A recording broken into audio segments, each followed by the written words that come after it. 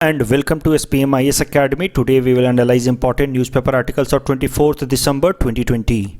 Before we proceed, please have a look at this video. Hello, মোৰ নাম দেৱাংগন শৰ্মা আৰু মই লাষ্ট 1 ইয়াৰৰ পৰা SPM ISৰ ইউটিউব চেনেলত আসাম ট্ৰিবিউনৰ এনালাইচিছ চাই আছোঁ। চ' আই বিলিভ সেইটো ডেফিনেটলি হেল্প কৰিব ইণ্টাৰভিউ বাবে। চ' নেক্সট যিসকলে দিব APSC বা UPSC আই ষ্ট্ৰংলি ৰিকমেণ্ড কি SPM ISৰ ভিডিঅ'কেইটা চাওক আৰু ডেফিনেটলি এইটো হেল্প কৰিব। Thank you. My name is Sonam Das, and I must say the guidance given by SPM Academy is immense, and I hope that it will help me in my final interview. Thank you. Namaskar, my name is Hiren Kumar. I also attending all the guidance session like all the newspaper analysis session in YouTube channel of SPM IS Academy, and I recommend this channel to everyone, and it is helpful during my preparation also. Thank you. Namaskar, মোৰ নাম বৰষা তালুকদাৰ।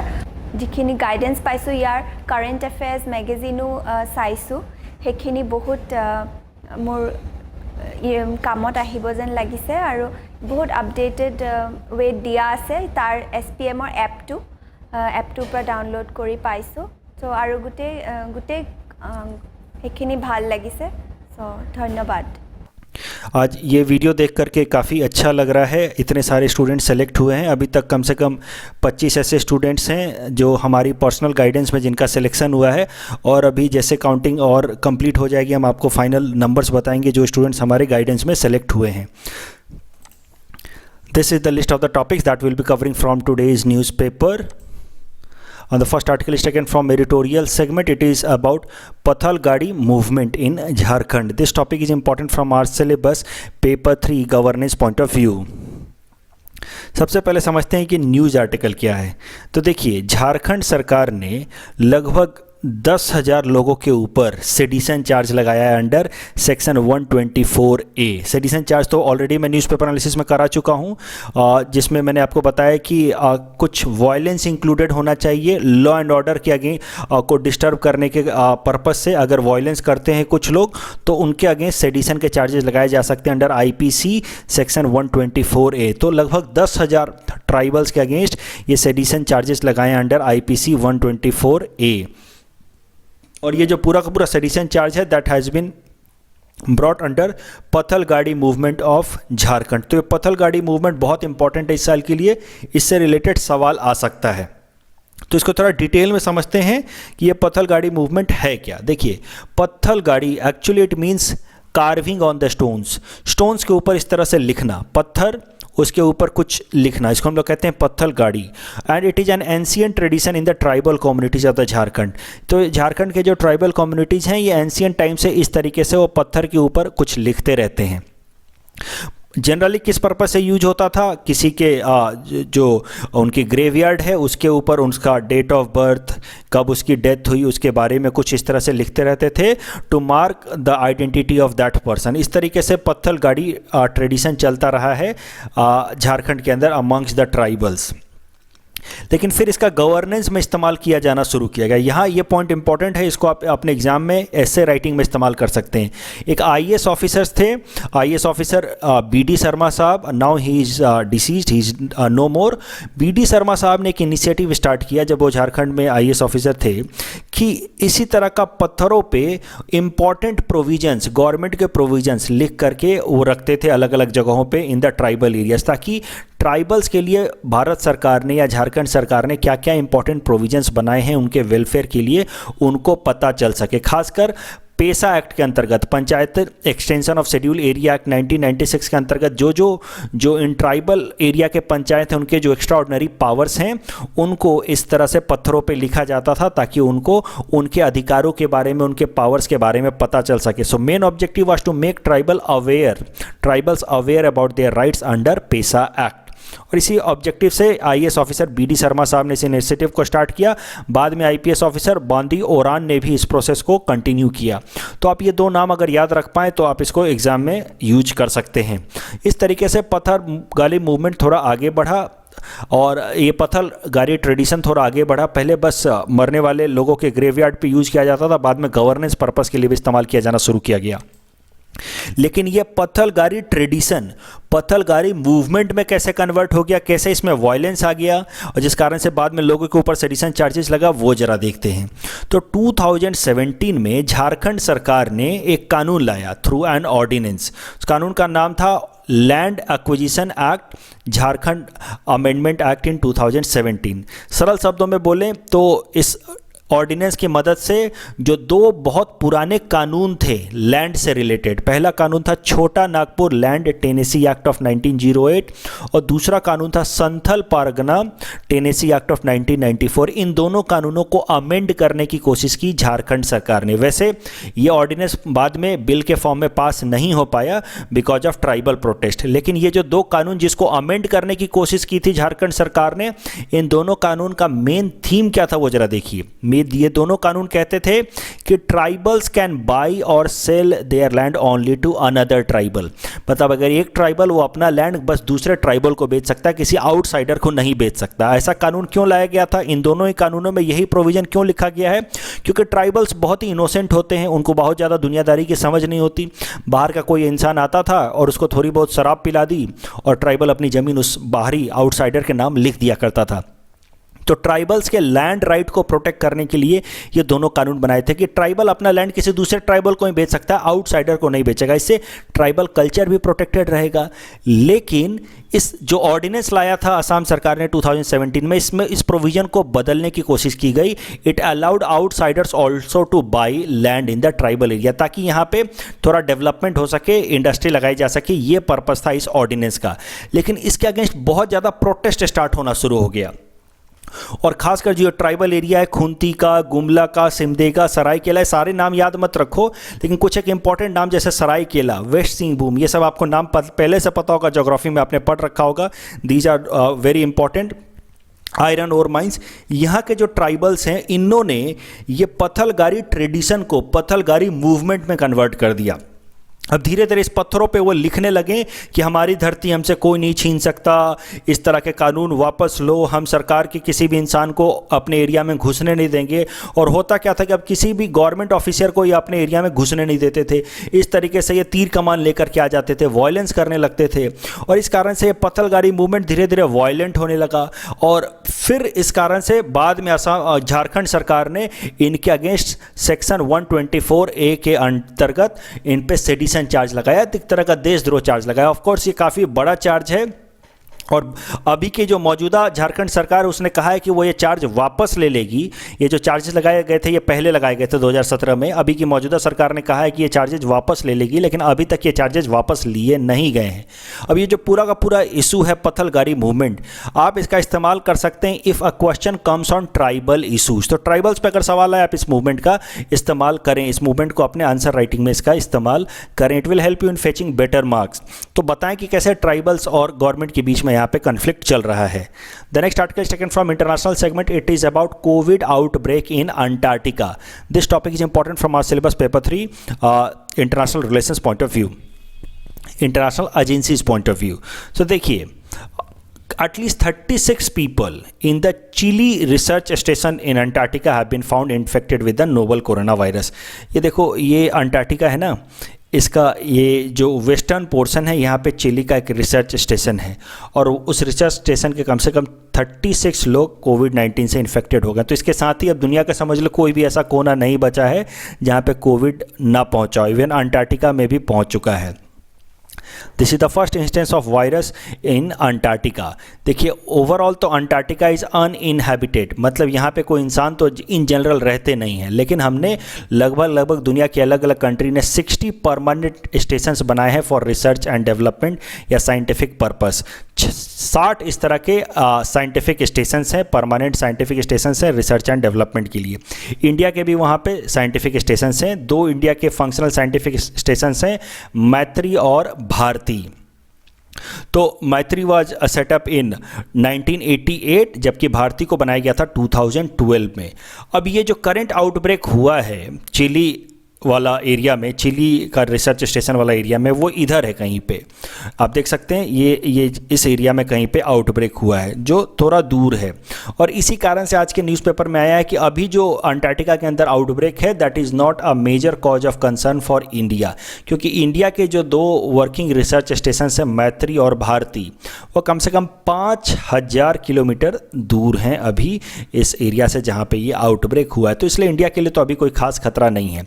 एक बात आप और याद रखो, जैसा कि मैंने आपको बताया, मैत्री और भारती 2 इंडिया के फंक्शनल स्टेशन है, रिसर्च स्टेशन है अंटार्कटिका के ऊपर।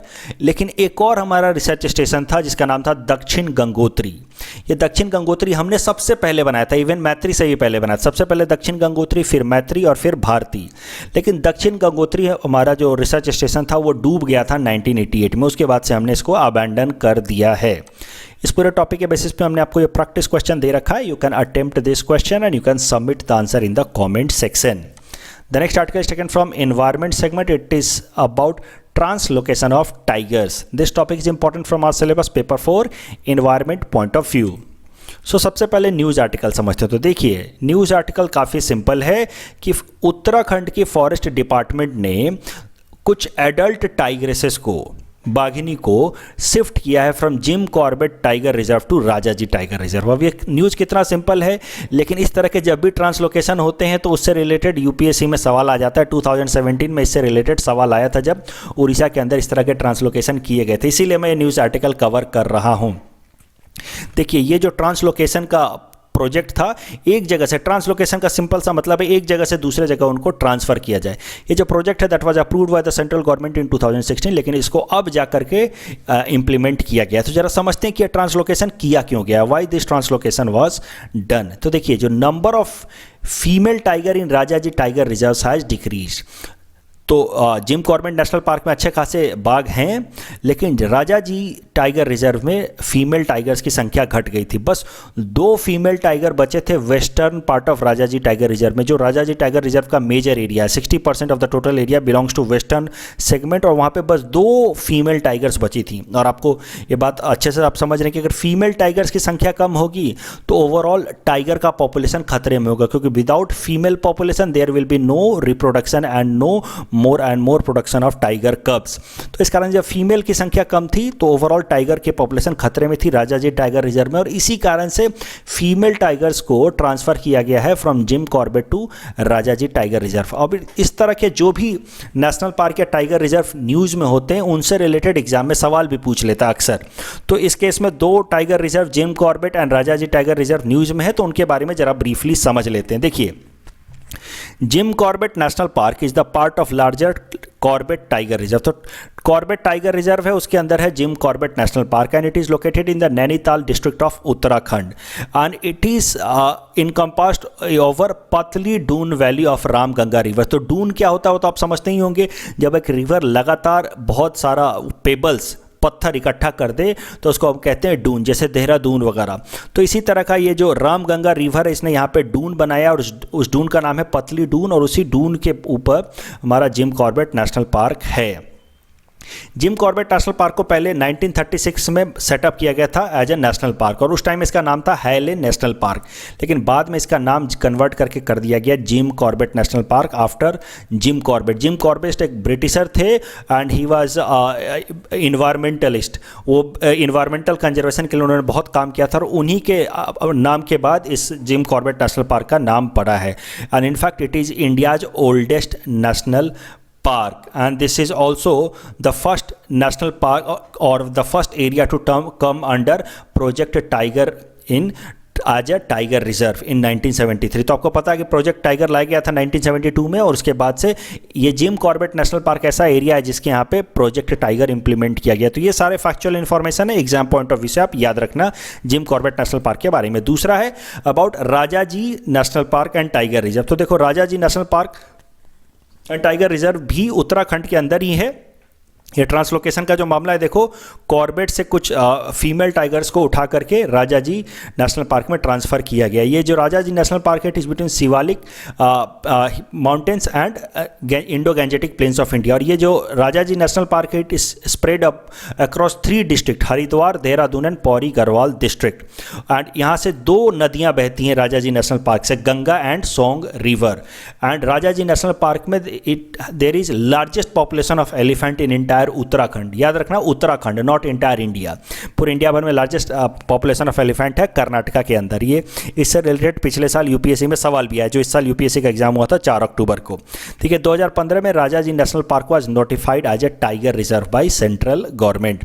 इस टॉपिक के बेसिस पे हमने आपको ये दूसरा प्रैक्टिस क्वेश्चन दे रखा है। You can attempt this question and you can submit the answer in the comment section.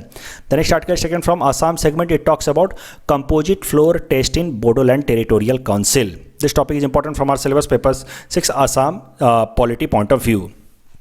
सबसे पहले समझते हैं न्यूज़ आर्टिकल क्या है। तो देखिए, गुवाहाटी हाई कोर्ट ने ऑर्डर दिया है कि बोडोलैंड टेरिटोरियल काउंसिल में 26 दिसंबर से पहले पहले कंपोजिट फ्लोर टेस्ट हो जाना चाहिए। और अब न्यूज़ निकल के आ रही है कि कंपोजिट फ्लोर टेस्ट वहाँ कल होगा। तो देखते हैं वहाँ पे क्या आउटकम आएगा। एक बार जरा ब्रीफली समझ लेते हैं कि ये फ्लोर टेस्ट या कंपोजिट फ्लोर टेस्ट होता क्या है। देखिए, कंपोजिट फ्लोर टेस्ट को समझने से पहले हम समझते हैं फ्लोर टेस्ट क्या होता है। देखिए, floor test is a motion through which the government of the day seeks to know whether it still enjoys the confidence of the legislature. एक बात तो आपको पता है कि हमारी पार्लियामेंट्री फॉर्म ऑफ गवर्नमेंट होती है, both at the union level या पार्लियामेंट लेवल, दूसरा स्टेट लेवल या फिर किसी लोकल लेजिस्लेचर लेवल पर। जैसे इस केस में हम बीटीसी की बात करें। Parliamentary form of the government का मतलब कि जो भी सरकार है उसको अपनी लेजिस्लेटिव असेंबली में या जो लेजिस्लेचर बॉडी है उसके अंदर उसको मेजॉरिटी होनी चाहिए, मतलब number of the legislature should be maximum from that party, उसी की सरकार बन सकती है। उसको हम कहते हैं parliamentary form of government.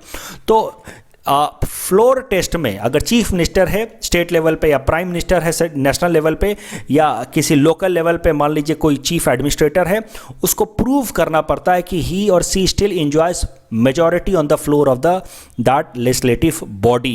And ये जो फ्लोर टेस्ट है it is a constitutional mechanism. देखिए, आप तो जानते ही होंगे, आपने अपने बेसिक पॉलिटी में जरूर पढ़ रखा होगा कि हमारा कॉन्स्टिट्यूशन कहता है कि द एग्जीक्यूटिव्स और the government must enjoy the confidence of the legislature both individually and as well as collectively। तो देखिए, ईच एंड पूरी जो सरकार है, जब ये स्टेटमेंट लिखा रहता है हमारे कॉन्स्टिट्यूशन के अंदर कि the government must enjoy the confidence of the legislature, इसका मतलब ये है कि कम से कम मेजॉरिटी ऑफ द लेजिस्लेचर्स हैं वो सपोर्ट करने चाहिए सरकार को। That is the meaning.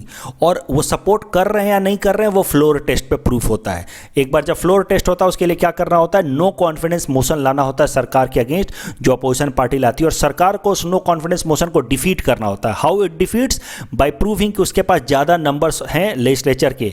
जब मान लीजिए 100 लोगों की लेजिस्लेटिव असेंबली है और उसमें से 51 या उससे ज़्यादा लोग कहते हैं कि हम इस नो कॉन्फिडेंस मोशन को सपोर्ट नहीं कर रहे, तो इसका मतलब ये है कि सरकार ने फ्लोर टेस्ट पास कर लिया और नो कॉन्फिडेंस मोशन डिफीट हो गया। तो ये होता है floor test.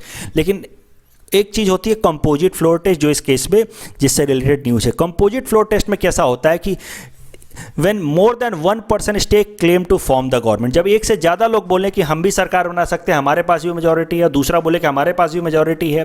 Of course majority के तो एक ही के पास हो सकती है, लेकिन जब 2 या उससे ज़्यादा लोग बोले कि हमारे पास मेजॉरिटी है, उस केस में जो फ्लोर टेस्ट होता है उसको हम लोग कहते हैं कंपोजिट फ्लोर टेस्ट, जिसमें दोनों पार्टी एक साथ आती है और वो प्रूव करती है कि किसके पास मेजॉरिटी है।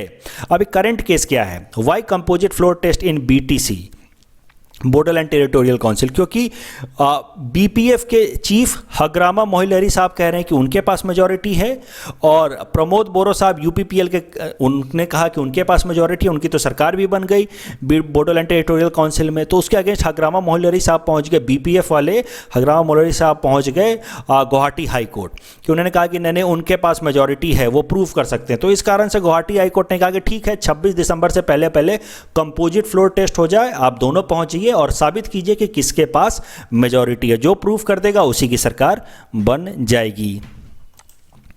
कल जो हमने प्रैक्टिस क्वेश्चन दिया था उसका एक बार आंसर देख लेते हैं। Net metering is sometimes seen in the news in context of production and use of solar energy by the household of the consumers, option A.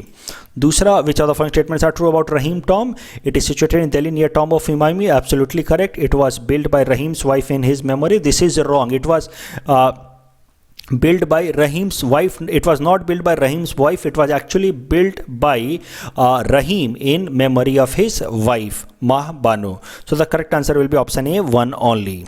That's all from our side for today. Thanks for watching.